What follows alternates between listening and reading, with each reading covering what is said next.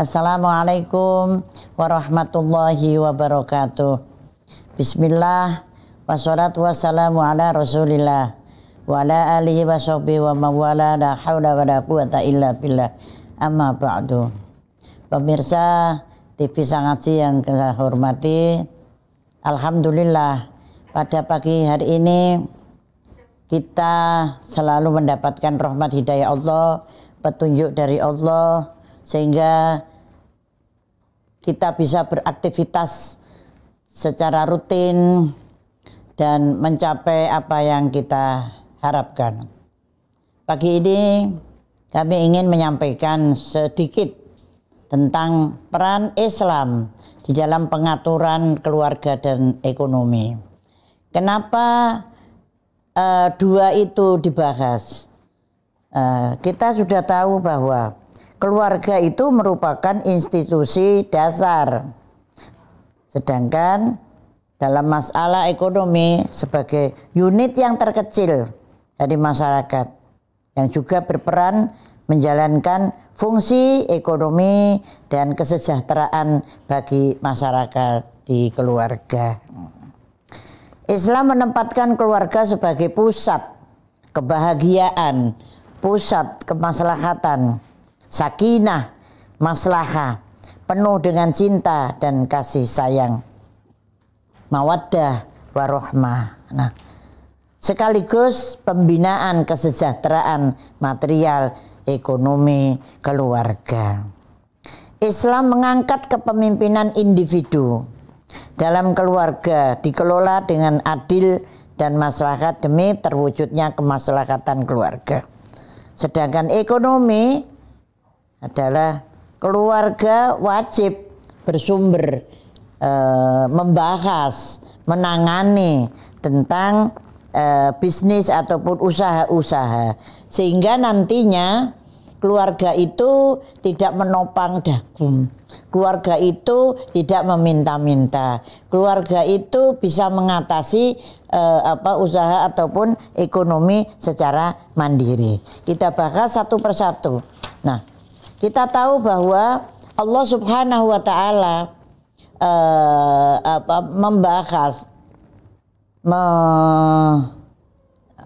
mengatur bahwa dalam Al-Qur'an, a'udzubillahi minasyaitonirrajim, wa min ayatihi an khalaqalakum min anfusikum azwajan litaskunu ilaiha wa ja'alna bainakum mawaddatan wa rahmah inna fi dzalika laayatil liqaumin yatafakkarun.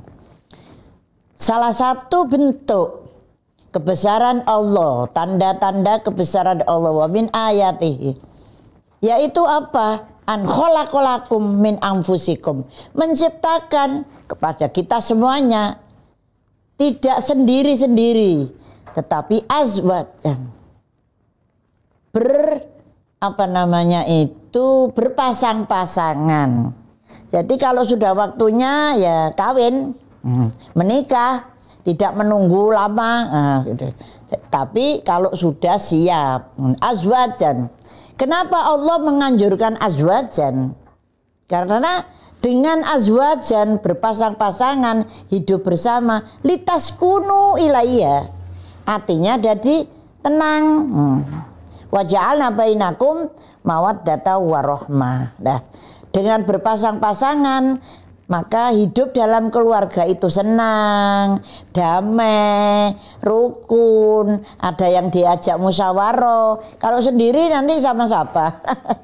Itu ya. Jadi mawaddah warahmah, sehingga timbullah kasih sayang, timbullah saling mengisi, timbullah saling pengertian, menutupi semua kekurangan. Sang suami kurang dalam ini, unggul dalam ini, maka istrilah yang bertugas untuk melengkapi. Kalau istri berkurang gitu, maka suami kewajiban saling hunna libasul lakum wa antum libasul lahun.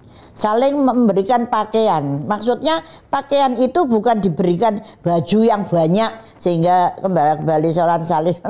Tidak, tetapi di sini libas pakaian itu ya ilmu, ya akhlak, ya pendampingan, ditegur apabila salah.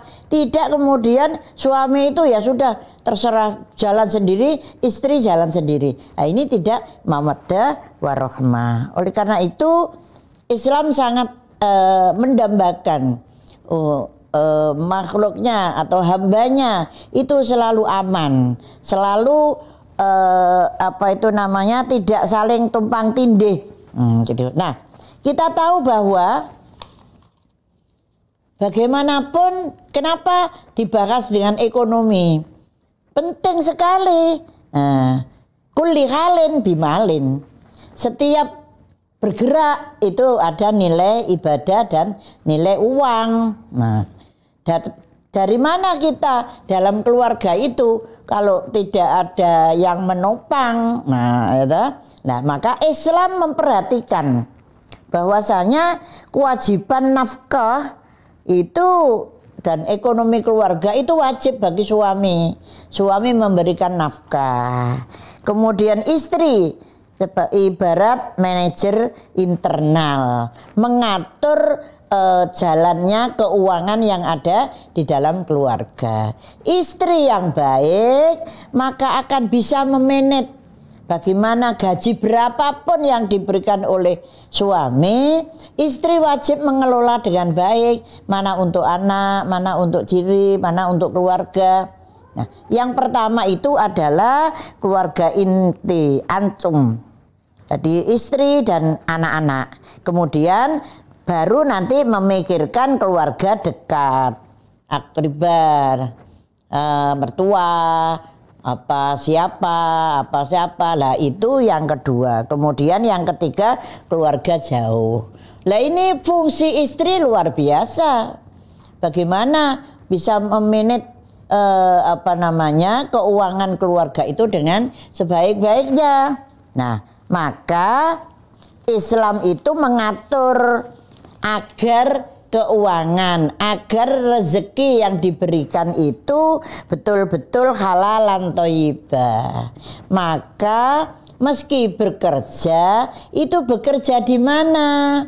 Bekerjanya itu harus sesuai dengan tuntunan agama, ya, memberikan kalau Allah menyampaikan, jadi Allah itu selalu bertanggung jawab mengatur umatnya, mengatur hambanya. Ya ayyuhan nasu kulu mimma fi halalan thayyiba tabi'u khutuwati syaiton innahu lakum aduwwum mubin. Allah menganjurkan, Allah mengarahkan, wahai orang-orang yang beriman, kulu. Jadi boleh, makan itu boleh, minum itu boleh, tetapi yang halal. Halal iya mencari rezekinya, tetapi nanti penyajiannya yang thayyibah. Masih banyak makanan yang enak, kenapa harus makan bekecot, makan ular, makan apa? Kenapa? Nah ya, jadi makanlah, berikan nafkah kepada keluarga itu, berikan makanan anak-anak dan istri dengan halal dan thayyibah. Halal aja tidak thayyibah banyak, ya. Jadi suami mencari pekerjaan, tetapi salah mengolah, salah memasaknya. Nah ini ya, jadi janganlah wala taddabi'u khutuwati syaiton. Ada yang menawarkan makanan begini dibeli tanpa tanpa disurvei dulu, diteliti dulu. Nah, cara masaknya. Sekarang ini banyak sekali yang syubhat. Ada restoran atau kuliner gitu ya. Saya pernah itu di Surabaya. Nah, saya tanya, "Ini apa ini, Pak?" "Oh, Ibu mau apa?" "Makan ayam goreng." "Ini ayam goreng." "Kalau kepingin suiki," ya, waduh, suiki, ada babi, ada apa. Tapi penggorengannya satu. Nah, gimana itu caranya mensitir, ya toh? Nah, habis goreng ini. Terus saya sudah tidak mau. Ya, sudah saya bayar, tapi saya pergi. Artinya apa? Bukan walah ibu rewel. Ya bukan begitu. Karena makanan itu kan nanti jadi saripati, jadi darah yang mengalir ke otak, ke hati, kemana lah. Ini maka suami berkewajiban untuk mengatur, untuk seandainya istrinya kurang pinter memasak, ya diajarilah gitu. Jangan khutuwati syaiton. Pokoknya manut aja mana yang disukai, ya jajan di mana saja warung. Ya kita harus selektif. Nah, makan boleh kulu. Kalau kata Al-Quran kulu, makanlah mimma rozaqakumullah halalan thayyibah. Itu bagi orang wattaqullaha allati antum bihi mu'minun. Kalau orang yang beriman kepada Allah, maka akan berhati-hati karena makan itu nanti imbasnya kepada seluruh badan. Nah, rezeki yang halal itu ya rezeki yang tahu betul zatnya, cara memperolehnya, dari mana sumber itu, bekerja itu harus tahu cara bekerjanya. Nah ini masalah seperti ini haruslah kita tahu betul bagaimana cara kita memberikan kepada keluarga agar tidak keliru. Nah, agar tidak keliru. Nah, oleh karena itu kewajiban suami yang mencari, istri yang mengelola dengan baik. Belum bisa, ya diberikan pengarahan ilmu-ilmu yang baik, pengertian dengan halus kepada istri. Oh begini, istriku caranya begini, caranya begini. Lah ini, jadi saling balance antara suami dengan istri itu saling musyawarah. Jangan cuman memberikan belanja tapi nanti masaknya bagaimana enggak tahu. Kalau sudah jadi kasinan apa terus dimarahi istrinya, gimana kamu lah, ini salah. Sehingga nanti kalau istrinya tersinggung akhirnya enggak mau masak purek gimana gitu ya. Nah ini perlu dikelola dengan baik dan Islam itu sangat memperhatikan. Kenapa kok ngurus itu, ngurus makan, ngurus kerja, ngurus rezeki? Islam kan sudah tidak. Islam tidak hanya ngurus tentang ibadah saja, tetapi juga tujuan-tujuan dunia juga, tujuan ukhrawiyah juga. Nah, oleh karena itu Islam mengajarkan agar mandiri, bekerja secara profesional dan proporsional. Bagaimana ekonomi keluarga ini bisa terus jalan. Jangan sampai senang untuk meminta-minta, berharap dari pemberian orang lain. Nah, kemandirian ekonomi dan keluarga ini sangat menopang semuanya. Anak-anak dibina sejak kecil, diajarkan menyapu, diajarkan jajan umpamanya, tapi sekian dibatasi. Nah, semua itu adalah untuk supaya rumah tangga ini harmonis, begitu kan? Nah, itulah hal yang perlu Ibu sampaikan pada pagi hari ini sehingga keluarga yang kita dambakan ini betul-betul akan terwujud dengan baik. Tidak saling curiga, tidak saling mengadu domba, tidak saling mengadu kepada orang tuanya. Kalau sudah menjadi keluarga sakinah mawaddah warahmah, tidak adalah kekurangan-kekurangan itu. Oleh karena itu pada kesimpulannya apa yang kami sampaikan, yang pertama bahwa Islam mempunyai perhatian. Tidak hanya urusan ukhrawiyah tetapi juga spiritual. Tetapi juga urusan dunia dan materi. Dalam Islam Ar-Razzaq, memberi rezeki itu Allah, cuman lewat tangan ini, cuman lewat PT ini, cuman lewat ini. Itu semua kita harus meyakini bahwa itu memang rezeki dari Allah, bukan karena kita pinter, bukan karena kita peduli, bukan. Tapi itu pemberian Allah. Lah, bekerja, berbisnis dalam Islam merupakan ibadah. ini harus direnungi bahwa yang dilakukan ini atas dasar karena Allah, bukan karena siapa-siapa, bukan karena pamer, bukan karena riya. Aku bekerja biar tahu kalau aku banyak uangnya, biar tahu kalau aku sukses. Bukan, itu nanti tidak baik.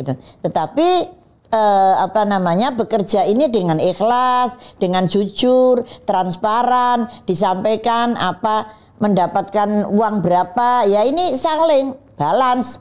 Istri harus diberitahu sehingga insya Allah apa yang diterima oleh istri itu insya Allah istri juga senang, alhamdulillah. Kalau itu mendapatkan banyak, alhamdulillah. Kalau mendapatkan kurang, innalillah, tidak ya. Masya Allah ya, mungkin Allah masih menunda keberhasilan inilah begitu ya. Jadi sama-sama senangnya.